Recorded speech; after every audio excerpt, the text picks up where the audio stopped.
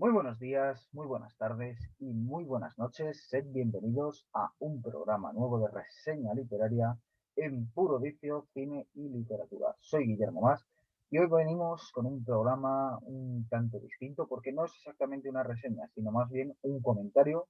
Por lo tanto, vamos a leer varios fragmentos y a comentarlos un poco de un libro que no puedo reseñar ni recomendar porque honestamente no he leído entero, tampoco lo pienso hacer por el momento, quizás lo haga más adelante, que es La Escuela Católica.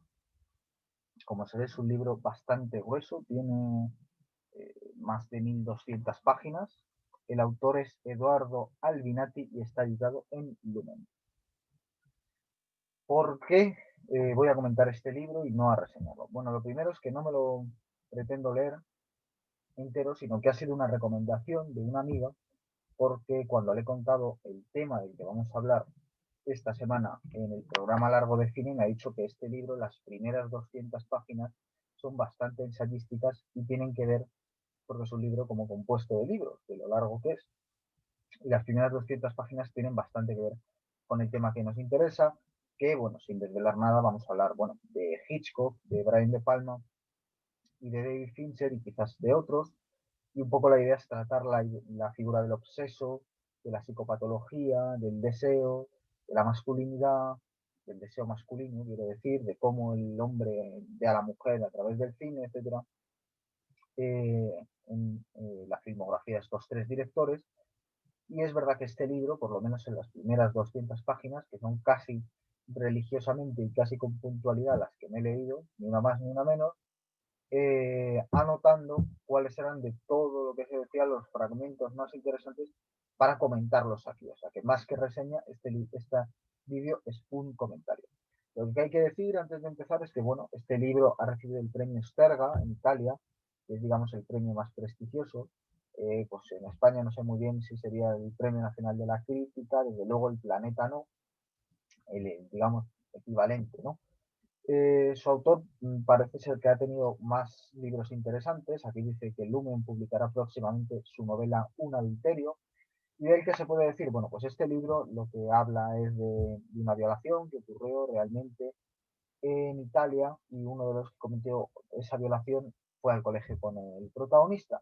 Entonces es un libro que es unas memorias, es un ensayo sobre la masculinidad y todos estos problemas de manadas que estamos viendo en España también lo hemos sufrido, y es una reflexión filosófica sobre el tema, es un estudio sociológico, en fin, es un libro de libros, ¿no? Y en estas primeras 200 páginas, aparte de esa vertiente de autobiografía en la que el autor recuerda su educación en precisamente una escuela católica y cuenta pues cómo era allí la enseñanza religiosa, cómo era estar en un colegio solo de hombres, los sacerdotes, pues la importancia del fútbol, de otros juegos, va hablando de algunos compañeros. Aparte de todo eso, él hace bastantes reflexiones sobre la sexualidad y sobre la masculinidad. No sé si seguirá así en el resto del libro ni qué hay. Tampoco creo que lo vaya a leer ahora, o sea, es decir, yo este libro se lo voy a devolver a mi amiga y ya veré si lo leo más adelante, porque se ve que es un libro interesante y bastante profundo, es decir, es un libro que si no decae mucho, tiene pinta de ser una buena novela. La única pega que le tengo que poner es que en sus análisis se nota mucho la influencia de la escuela de Frankfurt en este autor, ¿no? De la influencia de Horkheimer, de Adorno, de Walter Benjamin, de esa clase de autores y de sus análisis en, pues, por ejemplo, cómo ve la familia, cómo ve la sociedad, cómo ve la masculinidad. En su crítica al patriarcado, pues también están muchos aspectos dentro del feminismo actual, ¿no?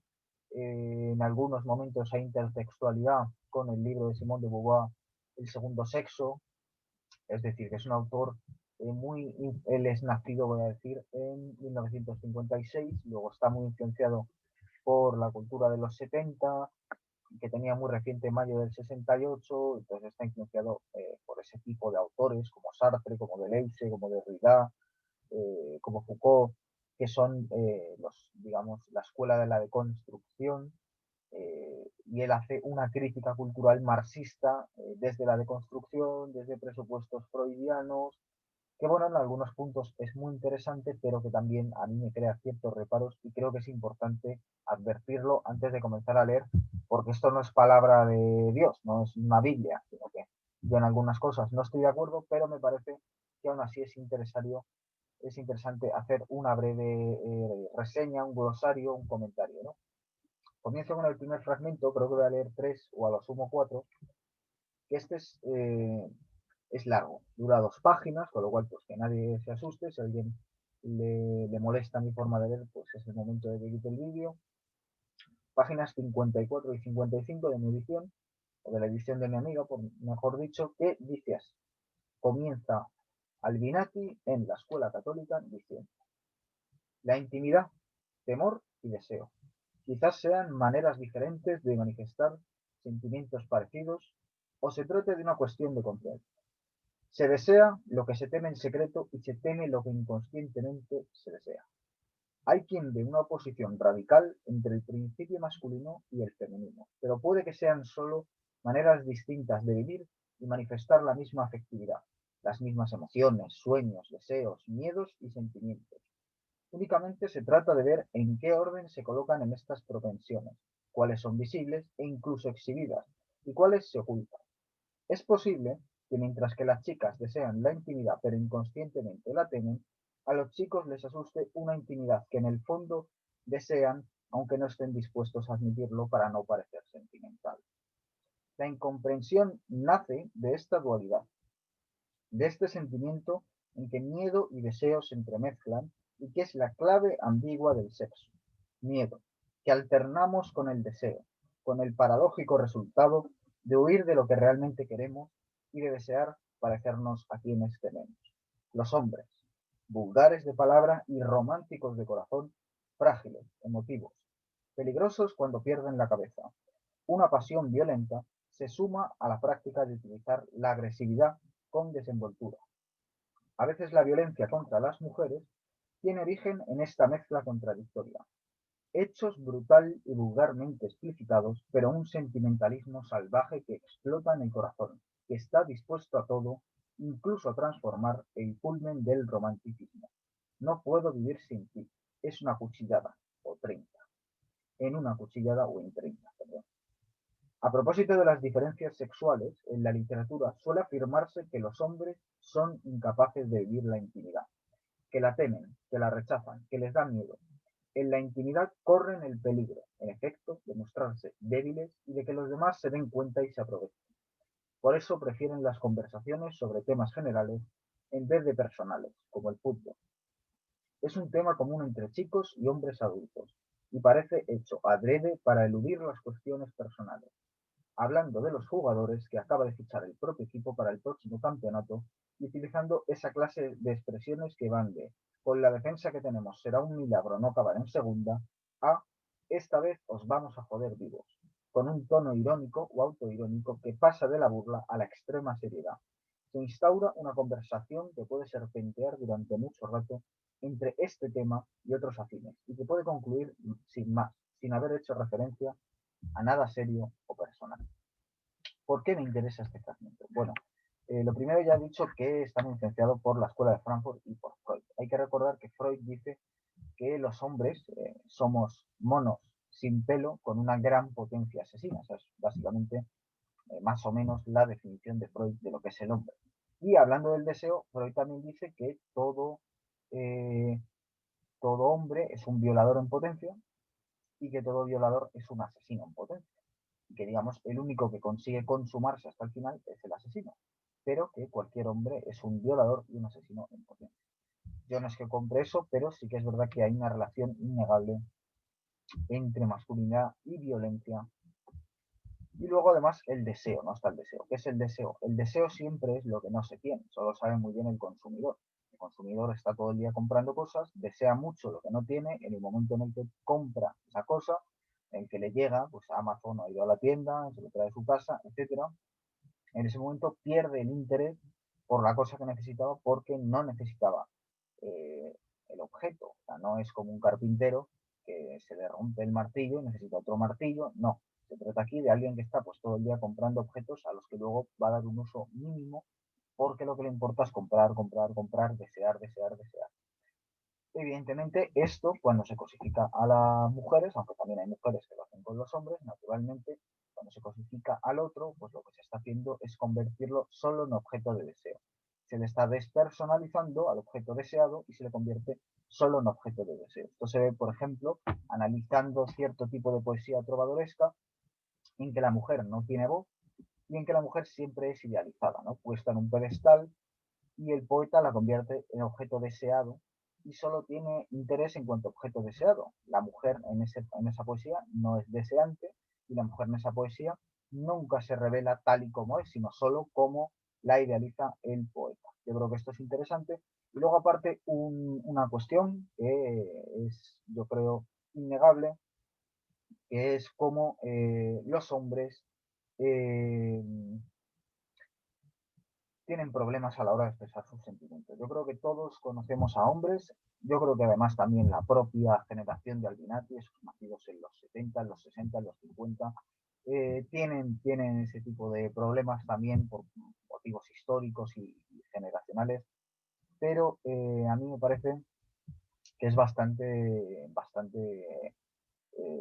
cierto, ¿no? Ese tema de que los hombres muchas veces las conversaciones que tienen entre ellos son autoirónicas precisamente para mantener una distancia sentimental, para mantener una distancia con el mundo, porque la masculinidad es dura, la masculinidad es impenetrable, ¿no? Al menos idealmente para cierto tipo de hombres, cuando ellos se notan que son en el fondo son ser frágiles, que no tienen esa seguridad, lo que hacen es ocultarlo y mantener distancia con cierto tipo de temas. Y aquí Albinati dan el clavo al hablar del fútbol, ¿no? Que es más para los pueblos mediterráneos como España o como Italia, y luego pues a los derivados, ¿no? Como el mundo hispanoamericano, los argentinos, lo hemos visto estos días con Maradona y su muerte, pues que lo tratan casi como una religión y precisamente es para tapar otro tipo de faltas.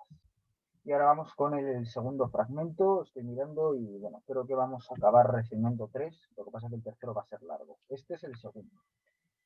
Aquí habla de nuevo el sexo, ¿no? Dice así, Albinati en la página 62 de mi edición del libro. Dice, por otra parte, la iniciativa sexual, la preocupación por el sexo, pensar en el sexo, pensar en el otro sexo o en el propio, tienen un carácter intrínsecamente obsesivo. Si el sexo no se manifiesta como obsesión, no se manifiesta en absoluto.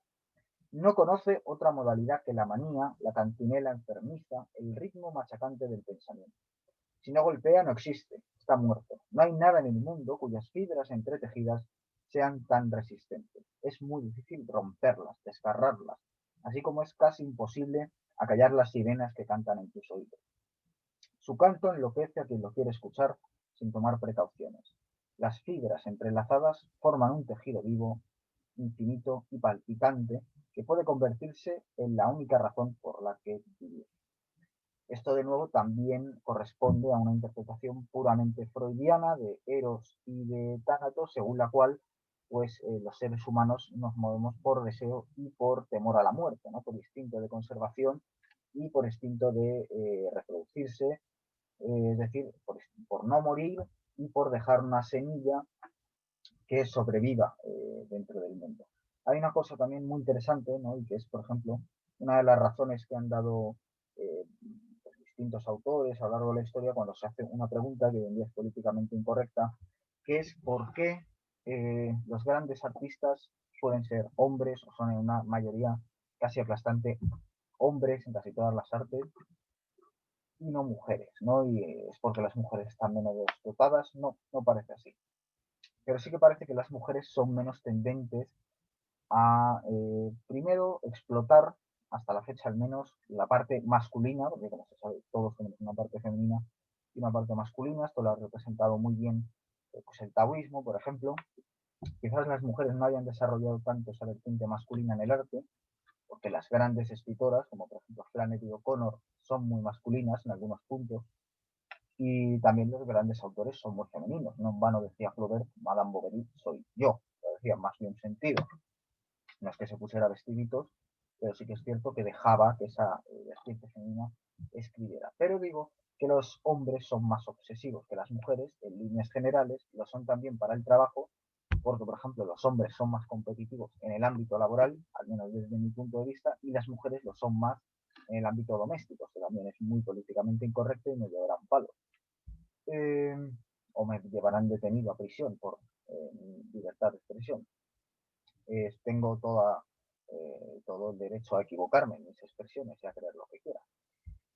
Decía, entonces yo creo que los hombres esa obsesión la llevan también al ámbito artístico y además esto está también muy conectado con la fertilidad. Es decir, que las mujeres tienen un mayor sentimiento de vida y no tienen una tan acuciante sensación de muerte porque las mujeres están más en contacto con la vida a través del embarazo y de dar a luz, porque lo que están es dejando, tienen un contacto muy íntimo, muy cercano con una vida que crece dentro de ellas y que saben que van a dejar en el mundo cuando se vayan.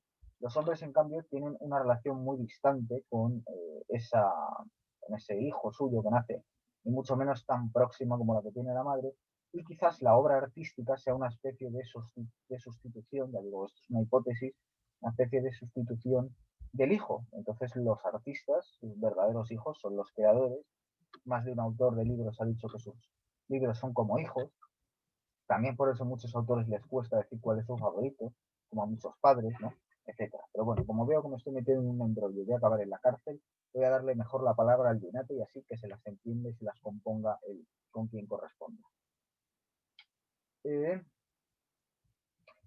Este es un fragmento largo, o sea, son casi 2 páginas y media que voy a leer, pero de verdad que yo creo que merece muchísimo la pena. Dice así, Aldinati en la página 158 de mi edición. Después de las del sexo, las actividades derivadas del crimen son las más numerosas, mucho más que las de la ilegalidad en sentido estricto. La explotación abarca un sinfín de series y canales de televisión dedicados a profundizar en las técnicas para cometer un asesinato, así como una amplia rama de la edición, diccionarios del delito, biografías y confesiones de asesinos, y versiones más o menos noveladas de la crónica negra. Hay jueces que escenifican sus propios papeles para la prensa y la televisión después de haber instruido la investigación de una banda criminal, dando enorme protagonismo a sus personajes. Asesinos en busca de comprensión o fama que ponen por escrito sus homicidios.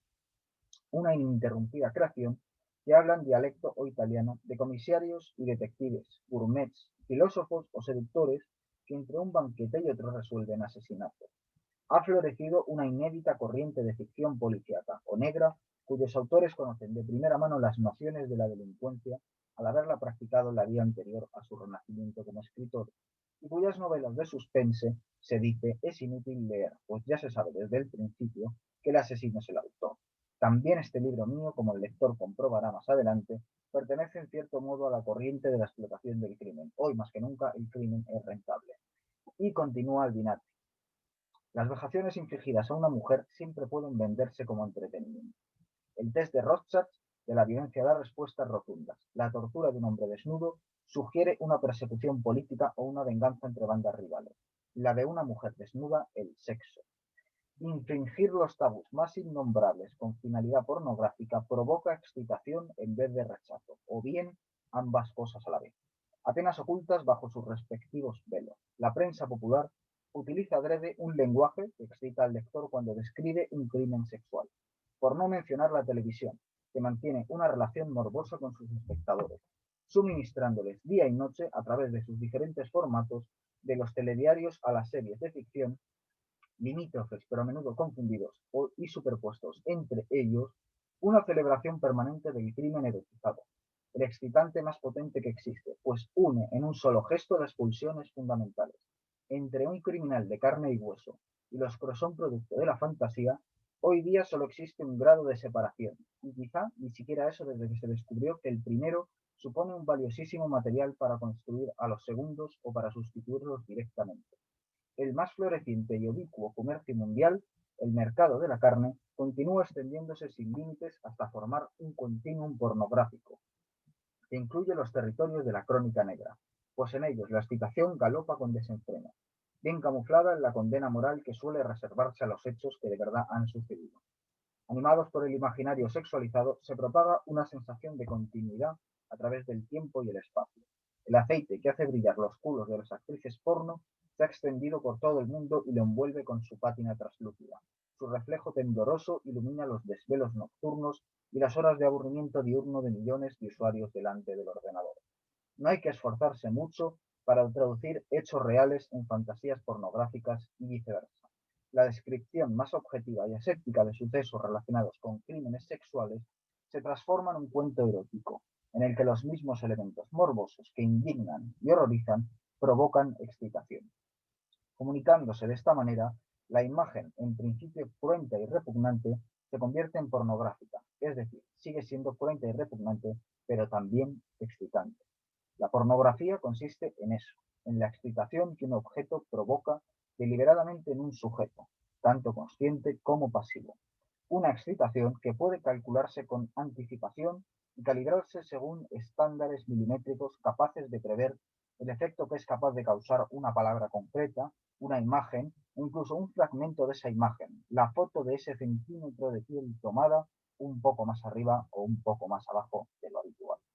La pornografía se oculta en los titulares de los periódicos, en los anuncios de los productos, en las escenas de la violencia, en la distribución de los objetos expuestos en un escaparate, en la cadena incesante de dobles sentidos que constituye el 90% de la comicidad televisiva, en los chistes que se cuentan en los vestuarios de los gimnasios. En efecto, en la pantalla, que es el espejo de la vida, el espejo de los deseos y los miedos de la existencia, no hacen más que follar o matar gente y follar. En las películas de misterio, negras, de terror, sentimentales, policíacas, psicológicas, eróticas, de guerra y aventuras, matan y follan como si fueran las dos acciones fundamentales de la vida humana, las únicas dignas de contarse. Enamorados y asesinos, mujeres desnudas, cuerpos acribillados.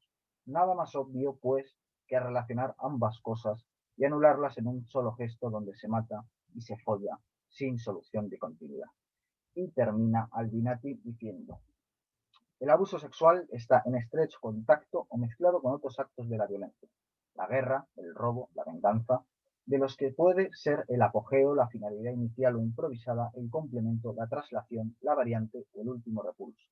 Si un golpe fracasa, al ladrón siempre le queda la violación de la dueña de la casa. Y si la viola, también puede matarla. Si había planeado violarla, puede renunciar a hacerlo y pegarla hasta dejarla inconsciente. O bien puede hacerlo todo. Cuando hay poco que robar, siempre se puede violar. El principio de la apropiación se aplica más o menos de la misma manera a cosas y seres vivos. Estas posibilidades son contiguas, como las de las teclas de un piano. Las escalas pueden estar escritas en la partitura o improvisarse según la ocasión o el humor. En un acorde puede tocarse la nota dominante del abuso sexual o mantenerla en tono menor, o bien ni siquiera rozar esa tecla. Como en la guerra, la línea de conducta varía según las situaciones, minuto tras minuto, mediante una táctica de adecuación al terreno y al adversario, o al contrario. La misión tal vez tenga un objeto concreto. Se va en busca de una mujer que violar y al final alguna mujer se violará. Unos 2/3 de las violaciones se planifican, como la que contaré más adelante y que se forjó en el ambiente que estoy describiendo. Nada más lejos de constituir un crimen que se comete bajo el impulso de instintos incontrolables. El abuso sexual casi siempre se planea con detenimiento, sobre todo si se perpetra en grupo, eligiendo a la víctima y dando todos los pasos necesarios para colocarse en una situación de ventaja con respecto a esta, que no podrá reaccionar o oponerse sin que su vida peligre, o que no podrá evitar el problema, ponerla en peligro a pesar de no resistirse. A mí este fragmento, que es bastante largo, creo que merece la pena leerlo, creo que es una joya, creo que no se ha escrito nada más lúcido, teniendo en cuenta todo lo que se ha escrito sobre el tema de las manadas a raíz de la tristemente famosa manada en España, de esa panda de hijos de perra que están condenados, pero que algún día saldrán a la calle.